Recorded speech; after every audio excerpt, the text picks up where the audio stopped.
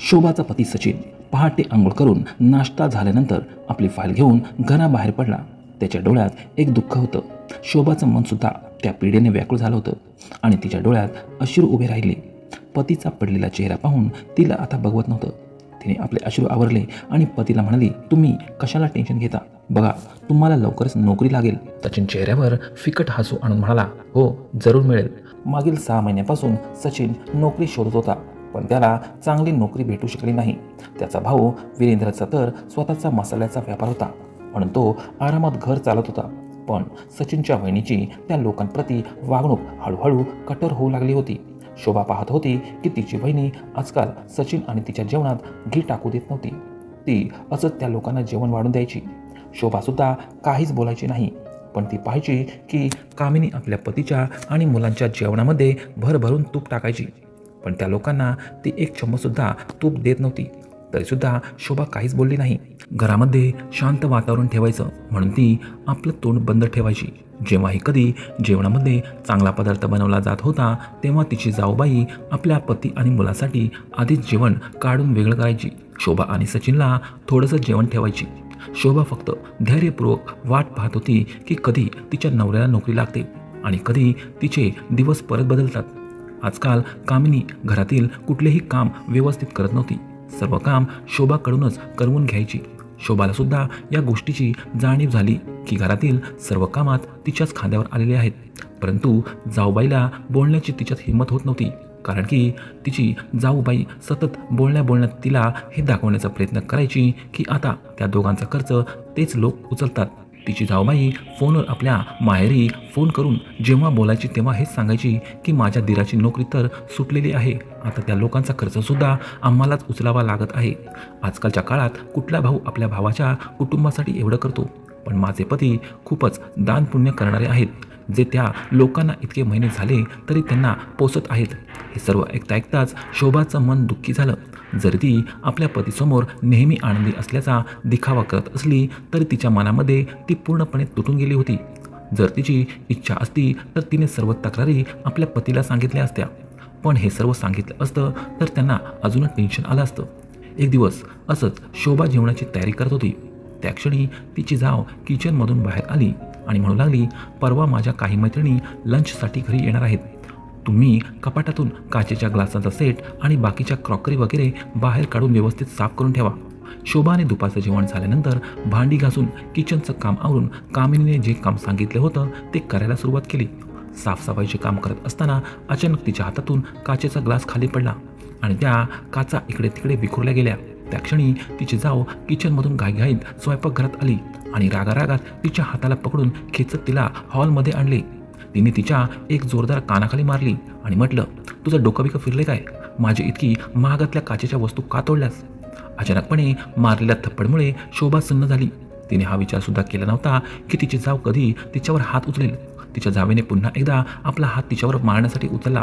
तेवढ्यात शोभाने तिचा हात पकडून तिला थांबवले आणि तिचे हात मागे झटकले आणि म्हणाली, अहो ताई, हे तुम्ही काय करतात? मी इथे तुमचा मार खाण्यासाठी नाही आले. अरे, आजपर्यंत माझ्या आईने सुद्धा छोट्या छोट्या चुकीसाठी माझ्यावर कधी हात उचलला नाही आणि तुम्ही एका छोट्या काचेचा ग्लास फुटल्यामुळे माझ्यावर हात उचलत आहात. तेव्हा तिची जाऊबाई आपलं तोंड वाकडं करत म्हणाली, या घरात तुझी ओळख फक्त एक मोलकरणीप्रमाणे आहे आणि तू आपलं कामसुद्धा व्यवस्थित करत नव्हती, त्यामुळे मी हात उचलला. मग काय झालं? तू माझं काय वाकडं करणार आहेस? तू तर माझ्या पतीच्या कमाईवर जगत आहेस आणि वरून माझ्यावरच डोळे वाचून पाहत आहेस. यावर शोभाने रागाने म्हटले, अरे, घरातील मोलकरणीसुद्धा चुकीत झाल्यानंतर थप्पड सहन करू शकत नाही आणि मी तर या घरातली सून आहे. यावर जाऊबाईने रागाने म्हटले, मोठी आली सून बनणारी, अगं तुम्हाला इथे ठेवून आम्ही तुमच्यावर उपकार केले आहेत आणि कधीपर्यंत माझे पती तुम्हाला फुकट खाऊ घालणार आहेत? मला तर असं वाटते की तुझ्या नवऱ्याला फुकटचं खायची सवयच लागली आहे, त्यामुळेच ते नोकरी शोधत नाहीत. त्या क्षणी शोभाची नजर दरवाजावर पडली. दरवाजात तिचे दीर उभे होते. तिची जाऊ पुढे येऊन म्हणाली, अहो, तुम्ही अचानक घरी कसे? त्या क्षणी तिच्या पतीने एक जोरदार चाटा तिच्या गालात मारला आणि म्हणाला, माझ्या छोट्या भावाबद्दल असं बोलण्याची तुझी हिंमत कशी झाली? माझा भाऊ माझा गर्व आहे, तू माझ्या अस्तित्वाचा एक हिस्सा आहे. आई आणि बाबा तर या जगात नाहीत, परंतु आता तोच आहे जो माझ्या रक्ताच्या नात्याचा आहे. तू जरी माझी पत्नी असलीस तरीही तुला कुठलाही अधिकार नाही की तू माझ्या भावाबद्दल आणि त्याच्या पत्नीला हे सर्व ऐकवावंस. मला तर हे माहीतच नव्हतं की तू माझ्या पाठीमागे तुझ्या जावेला या सर्व गोष्टी ऐकवत असशील. अरे आपण मोठे आहोत आणि हे आपल्या मुलांप्रमाणे आहेत. जर उद्या कधी भविष्यात तुझ्या मुलाची नोकरी राहिली नाही तर तू सुद्धा त्यांची जिम्मेदारी उचलणार नाहीस का? पतीकडून ऐकवणी मिळाल्यानंतर कामिनीने आपली मान खाली झुकवली. तिच्या डोळ्यातून अश्रू येऊ लागले. छोट्या सुनेसमोर ती अपमानित होऊन उभी राहिली. छोटी सुनबाई पुढे येऊन म्हणाली, जाऊ द्या ना दादा, ताईंना कशाला मारतात? ताई मोठे आहेत ना, त्यांना बोलण्याचा अधिकार आहे. मग काय झालं? मला माहीत नव्हतं की तिचे विचार इतके छोटे आहेत. सचिन कुठे आहे? त्याला बोलव, मला एक महत्त्वाचा निर्णय घ्यायचा आहे. यावर शोभाने म्हटले, ते तर घरात नाहीत, नोकरी शोधायला गेले आहेत. आता कामिनीला घाम फुटला की तिचे पती वीरेंद्र आता कुठला निर्णय घेणार आहेत. तेव्हा वीरेंद्र म्हणाला, ठीक आहे, मी त्याची वाट बघतो, आज तर फैसला होऊन जाणारच. असं बोलून तो रूममध्ये निघून गेला. तेव्हा त्याच्या पाठोपाठ त्याची पत्नी कामिनीसुद्धा त्याला विनवणी करण्यासाठी रूममध्ये निघून गेली आणि हळूच म्हणाली, ऐका ना, माझ्याकडून खूप मोठी चूक झाली. तुम्ही कोणता निर्णय घेणार आहेत? वीरेंद्रने तिच्याकडे रागाने बघितलं आणि म्हटलं की तू माझ्या मुलांची आई आहेस म्हणून मी तुला घरातून बाहेर काढणार नाही, परंतु आज तू जे केलंस त्यामुळे माझी मान शर्मेने खाली झुकली. सचिनला सर्व सांगितलं तर तो आपल्याबद्दल काय विचार करेल? सचिन तुझी किती इज्जत करतो, तुला वहिनी म्हणून बोलतो, काय हेच तुझे कर्तव्य होते? हे ऐकून कामिनीच्या डोळ्यात अश्रू येऊ लागले आणि ती आपल्या अंगठ्याने जमिनीवर खरडू लागली. 2 तासानंतर सचिन घरी आला. घरी येताच मिठाईचा डबा घेऊन सरळ कामिनीच्या जवळ आला आणि तिच्या तोंडात मिठाईचा तुकडा टाकत म्हटलं, वहिनी तोंड गोड करा, मला नोकरी मिळाली आहे. घरात तूच तर आई समान आहेस, त्यामुळे मला तुझा आशीर्वाद दे. एवढं बोलून सचिन तिच्या पाया पडू लागला. तेव्हा कामिनीच्या डोळ्यात अश्रू आले आणि ती विचार करू लागली की माझा दीर माझा किती आदर करतो आणि थोड्या वेळापूर्वी मी त्याबद्दल किती वाईट बोलत होते. आता ती कोणाला नजर मिळवायला सुद्धा लायक राहिली नाही. वीरेंद्रने त्याला आपल्या रूममध्ये बोलावले आणि म्हणाला, सचिन मला तुझ्यासोबत काही महत्त्वाचे बोलायचे आहे. एवढे बोलल्यावर हळूहळू त्याने दुपारचे झालेल्या सर्व घटना त्याला सांगितली. हे ऐकून सचिनचा चेहरा उतरला, त्याच्या डोळ्यात अश्रू आले आणि तो म्हणाला, दादा जर वहिनीला मी असं बेकार असलेलं वाईट वाटत असेल तर आता मला नोकरी मिळाली आहे, मग आता वहिनी खुश तर होईल ना, कारण की मी माझा खर्च स्वतः उचलू शकेल.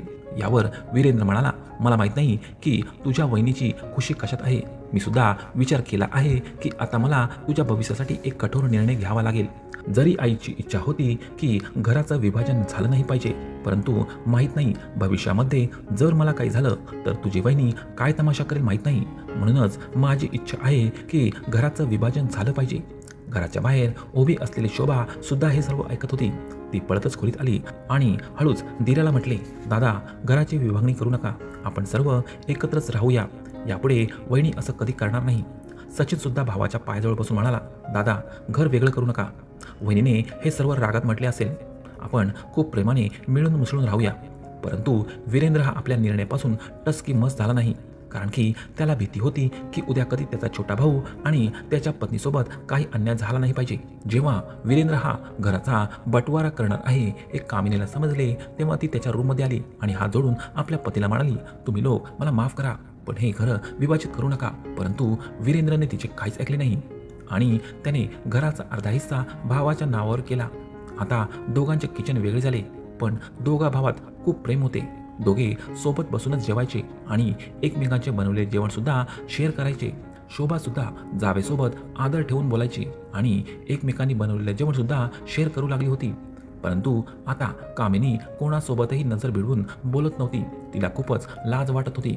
त्यासोबत तिला या गोष्टीचं सुद्धा वाईट वाटत होतं की घराचा एवढा चांगला हिस्सा आता तिच्याकडून हिसकावून घेतला होता. परंतु वीरेंद्रने सुद्धा आपल्या पत्नीचा राग पाहून घराचा बटवारा करणेच योग्य वाटले, कारण की त्यालाही भीती होती की भविष्यामध्ये सचिन आणि त्याच्या पत्नीसोबत त्याची बायको काहीही चुकीचं करू शकते.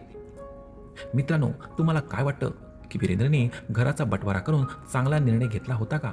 याबद्दल तुमचे काय मत आहे ते कॉमेंट बॉक्समध्ये नक्कीच कळवा. आणि व्हिडिओ आवडला असेल तर व्हिडिओला लाईक, शेअर आणि चॅनलला सबस्क्राईब नक्की करा. धन्यवाद.